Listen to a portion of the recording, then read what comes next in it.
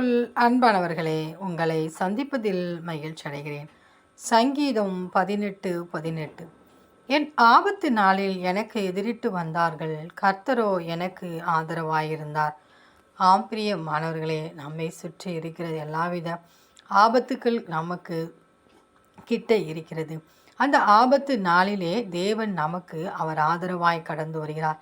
ஒருவேளை இந்த நாட்களிலே பொல்லாத மனிதர்களுடைய காரியங்களாக இருக்கலாம், பொறாமையின் எண்ணங்களாக இருக்கலாம்.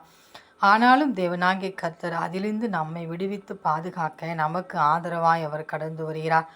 நாம் சந்திக்கின்ற ஒவ்வொரு நாளும் பிரச்சனைகள், போராட்டங்கள் மத்தியிலும் தேவனாகிய கர்த்தர் நமக்கு பக்கத்துணையும் பாதுகாவலுமாய் நிற்கிறார்.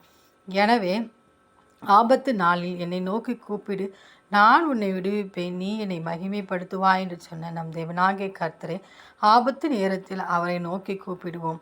அப்பொழுது தேவனாகிய கர்த்தர் நமக்கு ஆதரவாய் நம் பட்சத்தில் கடந்து வருவார். அந்த இன்னலையும் இக்கட்டையும் கடந்து செல்ல தேவன் நமக்கு உதவி செய்வார். எனவே ஆபத்து நேரத்தில் பரிகாரியாகிய நம் தேவனாகிய கர்த்தரை நோக்கி கூப்பிடுவோம். நம் தேவனாகிய கர்த்தரிடத்திலிருந்து ஆதரவை பெற்றுக்கொள்வோம்.